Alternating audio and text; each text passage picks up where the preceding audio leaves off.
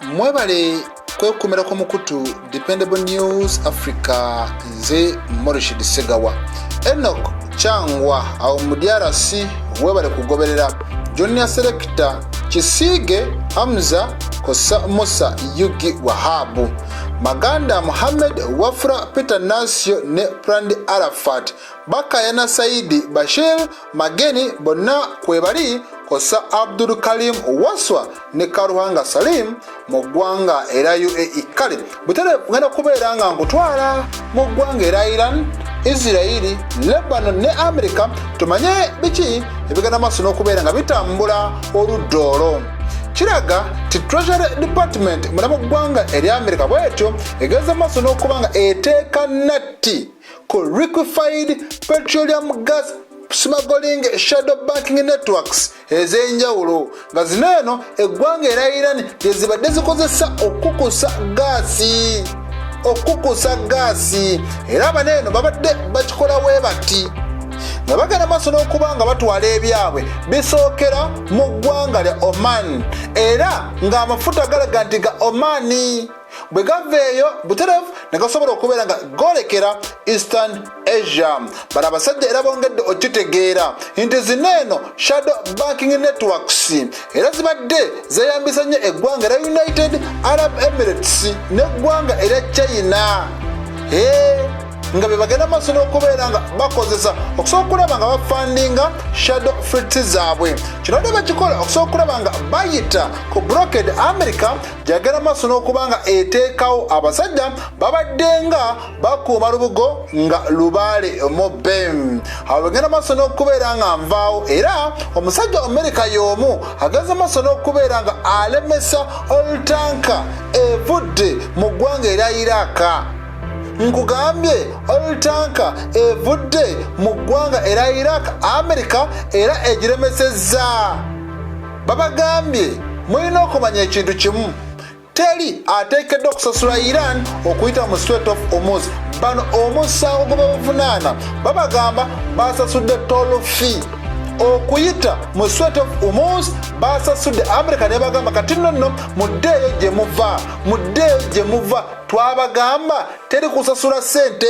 okusasula sente kibeera kimenya mateeka kati abakulu abakulemberera mu kibuga Baghdad bwe batyo bavuddeyo ne beegaana ne bagamba ffe tetunnasasula ku ggwanga lya Iran tetunnawa ku Iran sente bannange mutulanga bwemage era abasajja baneeno omatto ab'eggwanga era Iran bwe batyo bageze maaso n'okubeera nga beewaana ne bagamba Omumerika tumukubye ewaluma era kino eno tali kiddira newankubadde tebalina warship n'emu gye basaanyizaawo naye basobodde okubeera nga baziddusa emisinde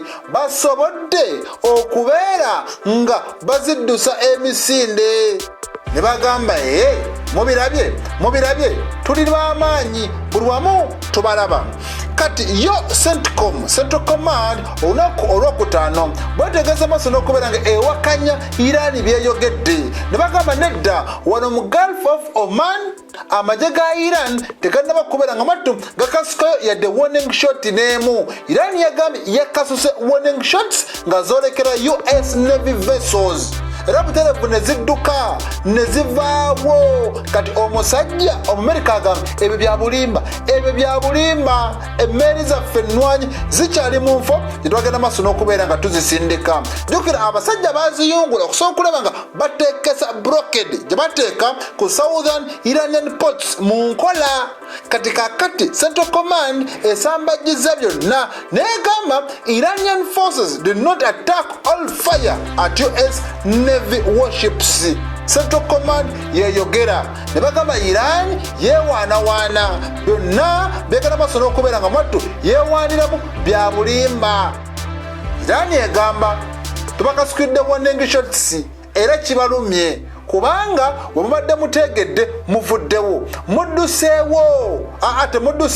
mudduseewo abasajja baneeno bageze maaso n'okubeera ng'era bafulumya statement Abayiraani ne bagamba kati katubabuulire buli wamu bwe mubeera tubeera tubalaba era bagamba bakosezza Qadir missile kossa ne Shahid Dana evading drones okugobaganya muganda wange amagye ag'okumazi ag'eggwanga eri Amerika. Kuno kubaddeko destroyers emu nga bakiddwa nga DDG 103 DDG 8 nayo nga kweri nga ziri mu Sea of Oman era kati wetwogerera bagamba ziri mu Indian Ocean. Wetwogerera bagamba ziri eri mu Indian Ocean. Wano mu Sea of Oman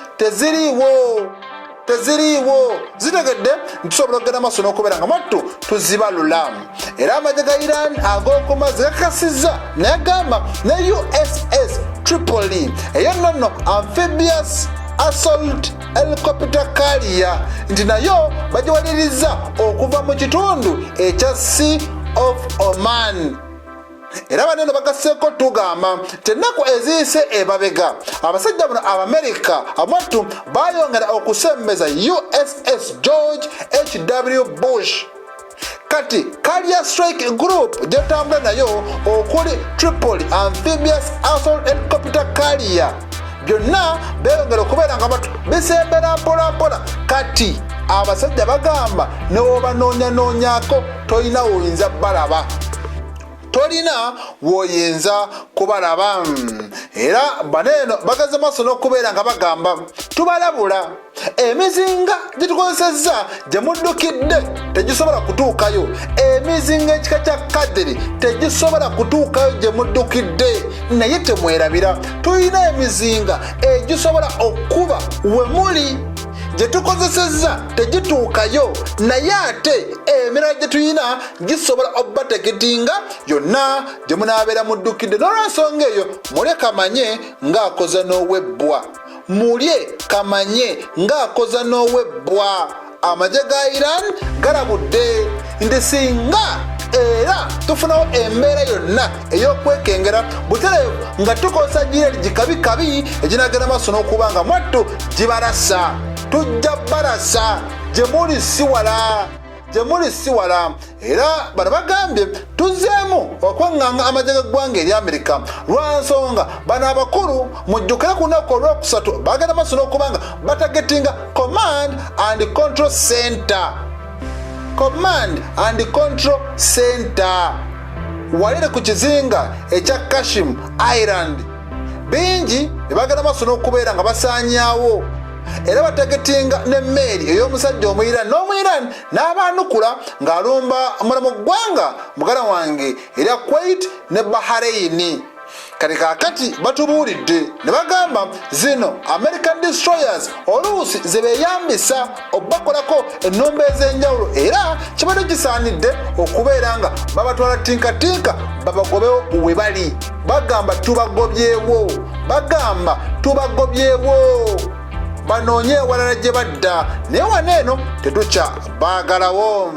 Kati mu mbeera endala abasajja bongedde okubeera nga batubuulira ne bagamba nti ekituufu kiri nti Iran bye mukola bikyamu. Pulezidenti ow'eggwanga erya Lebanon agambye Iran ekozesa olutalo oluli e Lebanon ng'omusingo kye bakozesa okutiisatiisa eggwanga eri Amerika nti Amerika va mu byonna byonna by'oliko okomye omusajja Omuyudaaya omukomeko omugambe tadda e Lebanon, nti Iran yeefuula erumiriro Lebanon naye eyisaawo byayo. Pulezidenti yayogera agamba kati ekyo kitiisa eggwanga eri Amerika. Eno Iran eyagala okuggusa ebyayo bagigamba Gulf Strait of Hormuz nayo eri mu kwekwasa nti amagye ga Israel gave e Lebanon. Bakimanyi Strait of Hormuz bajagalamu ssente,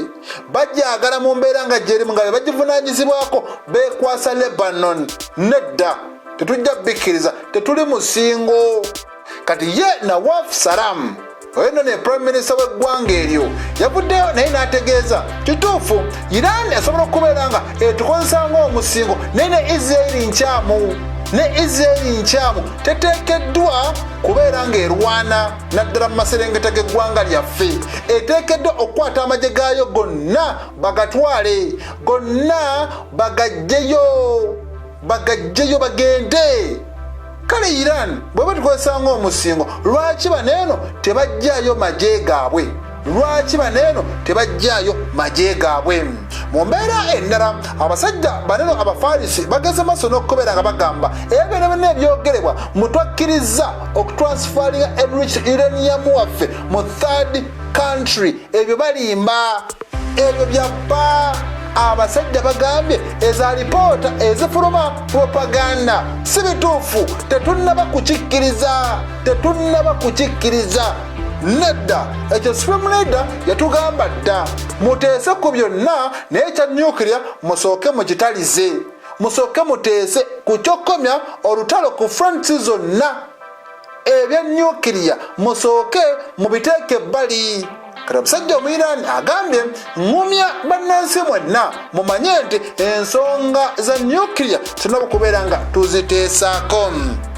Grossi avuddeyo n'agamba mutulaba waneeno naye tetulina mulimu mu ggwanga lya Iran tuli wano naye tukuba misota ku kyalo Iran abasajja tebatukkiriza ku inspectinga nuclear facilities ezakubwa bala abasajja okuva olutalo lw'ennaku 12 lwabeerawo babagamba mwamuke muve mu ggwanga lyaffe ne babaddeyo baagala nnyo okuinspectinga nuclear facilities esatu Natanzi, Isfahan ne Fordo ne Iran yagaana kati Rafael Grossi bwatyo ageze maaso n'okubeera ng'agamba nze temundaba kukogga omulimu gwe nnina gunnemye okutuukiriza abasajja buli wembagamba kubagamba nedda noonya ewalala gy'oba oinspectinga tukwekengera era njagala nkubuulire ono omukulu mu ggwanga era Switzerland ekibuga Geneva yasobodde okubeera nga asiganamu ba ambassador muganda wange aba Iran mu International Atomic Energy Agency era yasinganya owa Iran n'asigala muganda wange n'ow'eggwanga erya Russia bingi nnyo be bageze maaso n'okubeera nga bateesaako Iran ng'ekyakalambidde n'owa China muganda wange njagala nkutegeeze nti teyalutumiddwa mwana bagamba atakulekera tomulekera ennyanja ekutta omera era Rafael Grossi yagambye tuvumirira n'obulumbaganyi obwakolebwa ku Barak Nuclear Power Plant ajjukira omwezi gwe tukubye ebabega waliwo drone eyajja nekuba generator ku power plant eno kati omukulu yagamba tewaliwo kabonero kona ka radiation naye omulundi omulala kino kiyinza okuleeta obulabu obw'amaanyi drone eyakuba generator eno kiraga nti esobola okubeera nga efubutuka mu ggwanga erya Iraq era nti abaagikasuka balina akakwate k'amaanyi nnyo n'omusajja omuyiraani balina akakwate k'amaanyi nnyo n'omusajja omuyiraani